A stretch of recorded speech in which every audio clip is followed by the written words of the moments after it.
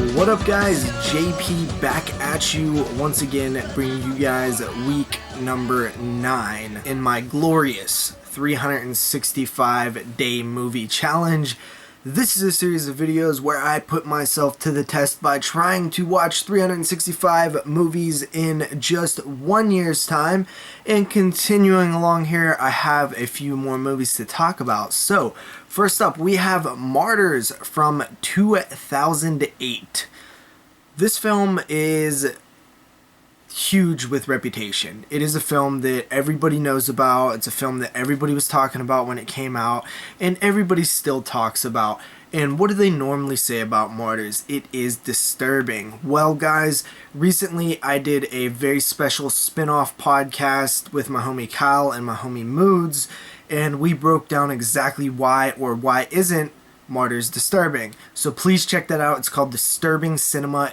The link will be down below, but I will give you my brief opinions on Martyrs. It is a fantastic movie. It's a movie that makes you think. It has an ending in which you can take it multiple ways, and it is great to discuss with other people because what does it mean? What happens? Why did it happen? And it really is such an interesting end to the film, but it's also just a very violent film. From the very first moments of the film, you see violence escalated very quickly, and by the events that unfold in front of you, you realize that this film has no boundaries. It will do what it needs to do to tell the story it wants to tell, and with that, there's nothing that's going to stop it from doing or saying exactly what it wants to say, and I respect that immensely when it comes to films, because too many films worry about what people are going to think, or producers worry about what people are going to say, or if it's going to hurt the sales. And yes, that is important. At the end of the day, we have to sell films to be successful, to keep moving forward and get to make more films. But it also, I have a soft spot for the art. So with that said, Martyrs, 10 out of 10.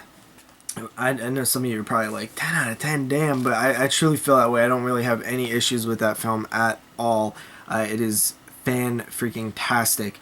So moving on, we have 2002's Fear.com. Bleh. This one, guys, was just not very good at all. It just almost has like a cool style to it. Like, it looks good at times, but it is just boring. It's dated and boring. I just could not get into it. And this film's very interesting for that reason. Or the story is very interesting for that reason, because when this came out, I thought it was going to be so cool. I remember seeing the trailers and the previews, and the day it came out, I like rented it, and I just couldn't get into it. There was nothing. I tried to watch it so many times, and I just could not get into it. And so picking it up this time to watch it, I figured that it was because I was young. I had ADD-ish, not really, but young, being just all over the place, kind of just hyper. I figured that it was just probably young me not having the patience to sit through a slower movie. But that wasn't the case, because it was boring as hell. Still, 4 out of 10, whack, don't watch it. After that, we have Eight-Legged Freaks from 2002. This is a film that when it came out, I was really, really interested in. I remember seeing the trailer and being like, oh, this looks so fun, these giant spiders. I always liked killer animal films. And I remember surfing the 1990s style internet. It was 2002, but at the time, I still had that 90s dial-up. And me and my friend found like a pop-up ad that was like, Eight-Legged Freaks, play the Flash game now. And I was like, yeah. So we was playing this game. It was actually pretty cool. It was, he was in the mall and had like a crossbow or something and was shooting the spiders. But, then I seen the film and I really liked it, and it held up. I still very much enjoyed Eight-Legged Freaks. It is not a masterpiece by any means, but it is a very fun movie, and I give that one a 6.5 out of 10. Because, it's like a B-movie with money. After that, we have Bundy, the serial killer movie. Ted Bundy, that is, from 2002. This one was really cool. I love these serial killer biographies, if you want to call them that, or I guess that would be like, I guess it's not an autobiography, but like these biographical films. Obviously, with a little bit of exaggeration for storytelling and things like that. But for the most part, they stick pretty close to Ted Bundy's story, although there's kind of more story to tell. I didn't feel as like one-on-one with the character as I did in, say, like the film Dahmer, which came out the same year, produced by the same company, I believe. But it still was a very solid watch. I definitely really liked Bundy.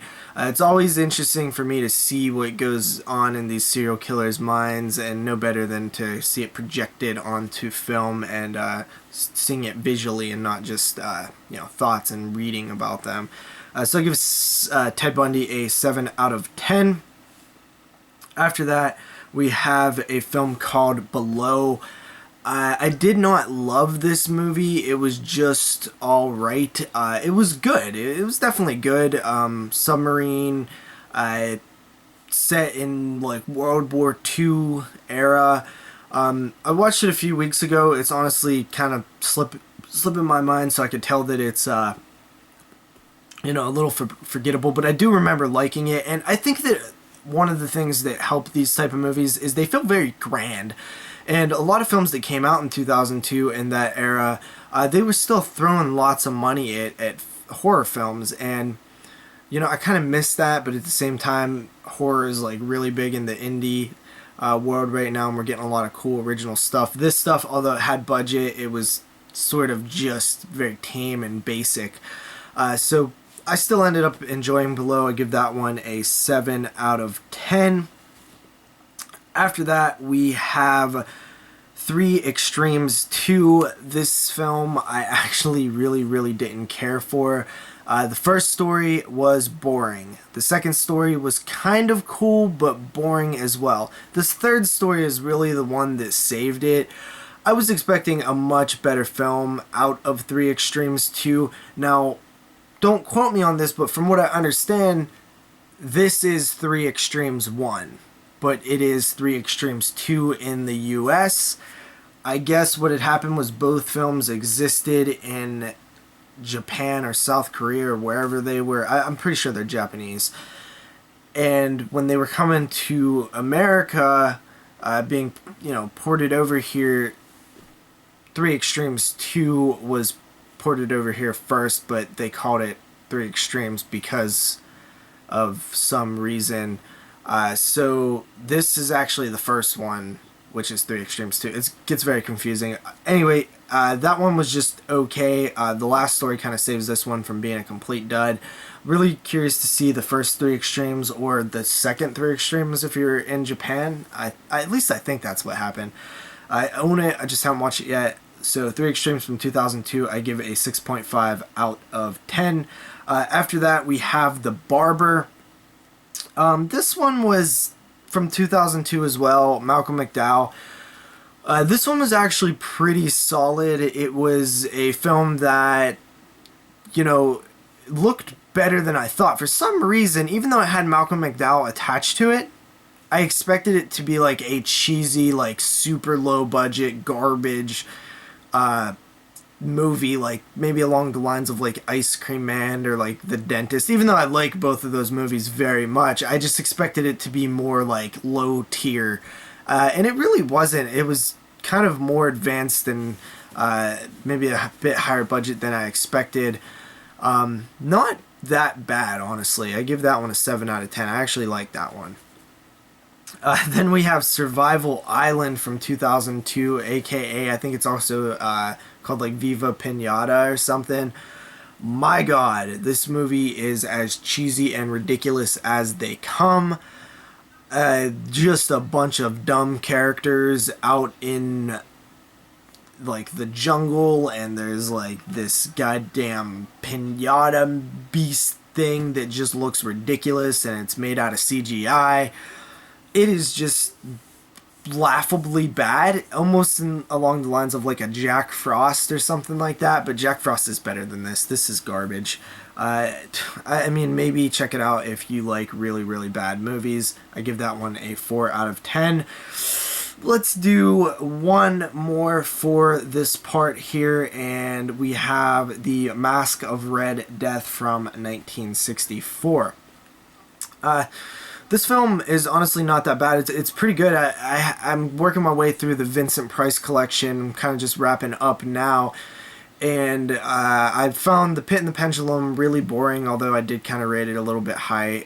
I think I gave that one a 7 out of 10. And then Witchfinder General I absolutely loved. And Fall of the House of Usher was just alright. This one is better than that. I think this is one of the more strong films in terms of like the filmmaking that I've seen in this Vincent Price set. It has really, really great cinematography. The kind of masked Red Death character. You know, one shot in particular, I just think of like him on this like side of the frame, and it's sort of dark, and he's like in this red cloth gown or, you know, uniform type deal thing, and you know, it pops very much. It's like very commanding.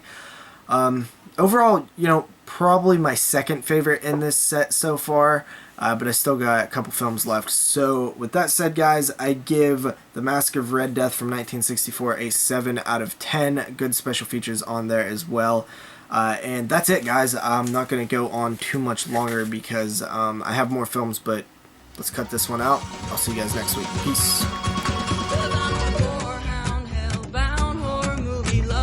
I like my voyeurism with a glass of red rum, 'cause I'm a